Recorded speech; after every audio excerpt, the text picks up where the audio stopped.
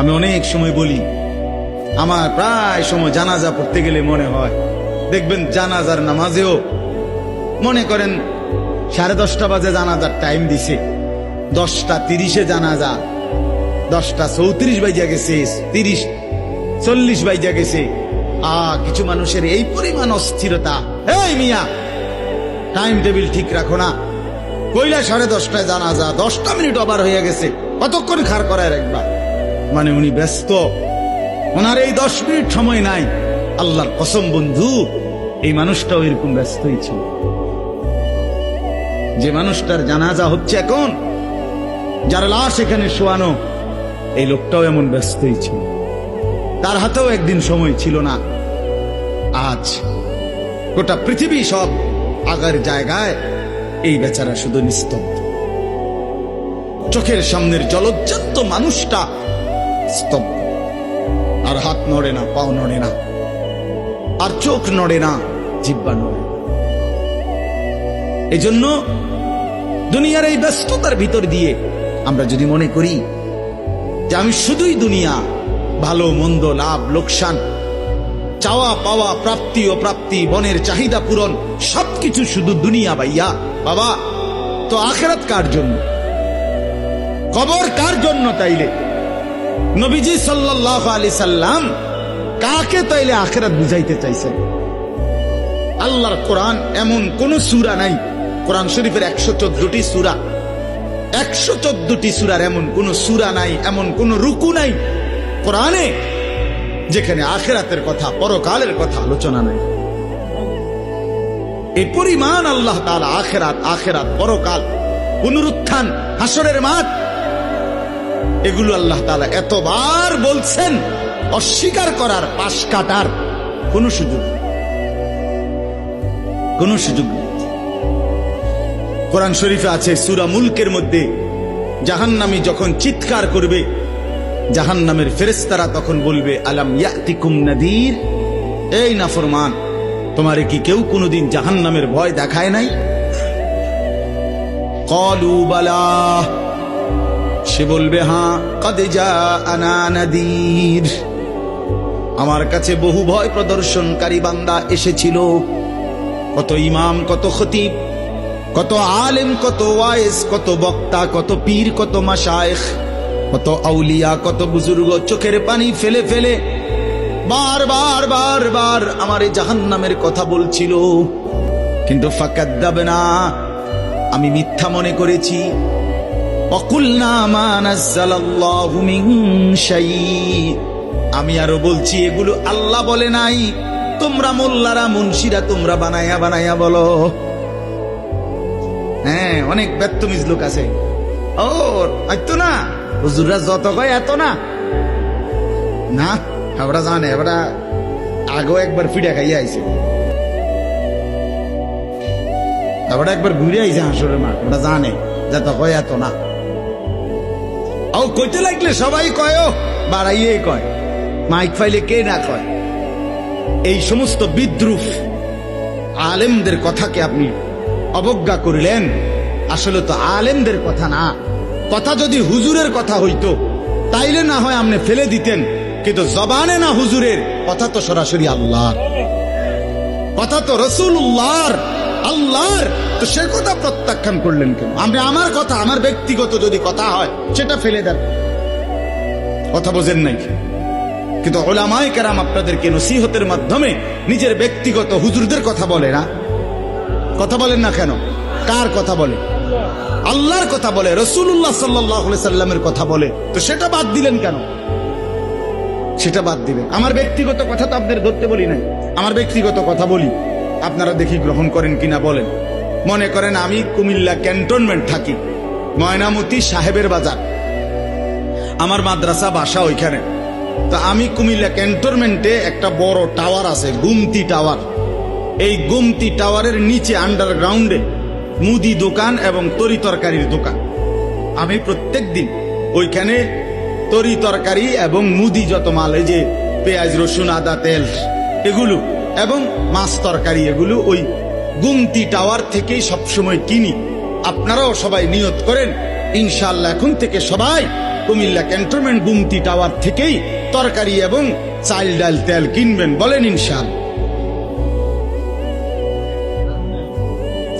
কথা বলেন না তো, তা আপনি কি বলবেন? কি কি হুজুর আপনি পাগল হলেন? আমি কিনতাম আমার আমনের ক্যান্টনমেন্ট আমি কিনতাম যাবো, আমাকে দেশে কি মাছ তরকারির অভাব পড়ছে নি? ঠিক কিনা বলেন না কেন? তাহলে এইটা না আমার ব্যক্তিগত কথা, কথাটা আমার বুঝছেননি। এইটারে তো আপনারে মানতে কই নাই আমি তো বলি না আপনারে যে আপনি আমার লগে গিয়ে বাজার করেন। তাহলে আপনি যে বললেন হুজুর এরম কয়, হুজুরের সব কথা ধরলে চলন যাইতো না বর্তমান জমানায়। আপনারা তো আমার একটা কথাও ধরতে বলি নাই, আপনাকে বলছি আল্লাহর কথা না ধরতে। আপনাকে তো বলেছি ভাইয়া রাসূলুল্লাহ সাল্লাল্লাহু আলাইহি ওয়াসাল্লামের কথা ধরতেন। আল্লাহর কথা ফিরায় দেয় কেমনে? নবীর কথা ফিরায় দেয়। বলেন বাবা, মেহেরবানি করে এই জন্য বুঝতে শিখেন, বুঝতে শিখেন। বাস্তব কথা হলো আল্লাহর কোরআন থেকে পরিবর্তনের জন্য আগ্রহ থাকতে হবে। কোরআনুল কারীম আল্লাহ তাআলা মানুষের পরিবর্তনের জন্যই নাজিল করছে, পাঠাইছেন আল্লাহ তাআলা পরিবর্তনের জন্য। এটা সারা পৃথিবীর সমস্ত মানুষের জন্য হেদায়েত, মানে চলার পথ নির্দেশিকা। সারা পৃথিবীর সমস্ত মানুষের সমস্ত প্রয়োজন পূরণের ক্ষেত্রে কোরআনুল কারীম হেদায়েত। কোরআনুল কারীমের মধ্যে সমগ্র পৃথিবীর সমস্ত মানুষের সমস্ত প্রয়োজনের সব বিষয় আলোচিত আছে, সব বিষয়, সবার, শুধু মুসলমান না, সবার। কোরআনুল কারীমের মধ্যে আল্লাহ তাআলা বলেন, মা ফাররাতনা ফিল কিতাবি মিন শাই, আমি এই কিতাবের মধ্যে, কোরআনের মধ্যে আল্লাহ বলেন কোনো কিছুর আলোচনা বাদ দেইনি। মা ফাররাতনা, ছেড়ে দেইনি। ওয়া নাযালনা আলাইকাল কিতাবা তিবয়ানান লিকুল্লি শাই, আল্লাহ তাআলা বলেন বন্ধু আপনার উপরে আমি কোরআন নাজিল করেছি তিবয়ানান লিকুল্লি শাই, এর মধ্যে সমস্ত কিছুর বিস্তারিত আলোচনা। তাহলে সকল কিছুর তিবিয়ান মানে বিস্তারিত আলোচনা। এজন্য আল্লাহ তাআলা কোরআনুল কারীমের মধ্যে সব বিষয়ের আলোচনা করছে, কিছুই বাদ দেন, কিছুই বাদ দেন। আল্লাহ তাআলা সমস্ত কথা বলার পরেই, নবীজির মাধ্যমে বুঝানোর পরেই বলছেন আল ইয়াউমা আকমালতু লাকুম দীন। আল্লাহ তাআলাই নাজিল করে বলছেন বন্ধু আজকে আমি দিন পূর্ণ করে দিলাম। ওয়া আতমামতু আলাইকুম নি'মাতি, এবং শরীয়তের নামে, বিধানের নামে, হুকুমের নামে আমি আল্লাহ তাআলা কি চাই বান্দার কাছে, এই সব কিছু আমার হুকুম, আমার আহকাম, আমার শরীয়ত, আমার বিধান, এইটা আমি আজকে পূর্ণ করে দিলাম। আর নতুন কোন শরীয়ত, নতুন কোন বিধান, নতুন কোন হুকুম পরিবর্তন আসবে না, হবে না। নামাজ আর কোনোদিন 4 ওয়াক্ত হবে না, নামাজ আর কোনোদিন 6 ওয়াক্ত হবে না। যাকাত 100 টাকার মধ্যে 2.5 টাকা, এইটাই কোটি কোটি টাকা থাকলো 2.5 টাকা, আবার সমান সমান থাকলো 2.5 টাকা, আর বাড়বে না, কমবে না, পূর্ণ। যেটা যেই হুকুম আমি আল্লাহ বলছি আপনি রাসূলের মাধ্যমে এই 23 বছরে, আগামী কিয়ামত পর্যন্ত আর কোনো রদবদল হবে না। ওয়ারাদিতু লাকুমুল ইসলাম দীনা, আমি আল্লাহই কিয়ামত পর্যন্তের জন্য, সারা পৃথিবীবাসীর জন্য ইসলামকেই একমাত্র ধর্ম হিসাবে পছন্দ করে দিলাম। এজন্য ধর্ম কেবল একটাই পৃথিবীতে, সেটা ইসলাম। পৃথিবীতে ধর্ম কয়টা? একটাই ধর্ম, ইসলাম। আল্লাহ পাক মনোনীত ধর্ম একটাই, ইসলাম। ইন্নাদ দীনা ইনদাল্লাহিল ইসলাম, নিশ্চয়ই আল্লাহর নিকটে একমাত্র দ্বীন ইসলাম। ওয়া মান ইয়াবতাগি গায়রাল ইসলামি দীনান ফালা ইউকবালা মিনহু, আল্লাহ তাআলা বলেন ইসলামকে বাদ দিয়ে যে কেউ অন্য কোন ধর্ম গ্রহণ করবে সেটা কখনোই আমি আল্লাহ গ্রহণ করব না। ওয়া হুয়া ফিল আখিরাতি মিনাল খাসিরিন, এবং ওই ব্যক্তি ইসলামকে বাদ দিয়ে অন্য কোন ধর্মকে অনুসরণ করল, যে আল্লাহ বলেন আখেরাতে পরকালে সে নিশ্চিত ক্ষতিগ্রস্ত, জাহান্নাম, জাহান্নাম। এজন্য ধর্ম কেবল একটাই, ইসলাম। মুসলমান আমাদের যেটা ধর্ম এটাই ধর্ম, অন্য সব ধর্ম পরিত্যক্ত, বাতিল। ইসলাম আসার পরে, আমাদের নবী সাল্লাল্লাহু আলাইহি সাল্লাম আসার পরে আসমানি যত কিতাবও ছিল আগের, সবকিছু স্থগিত।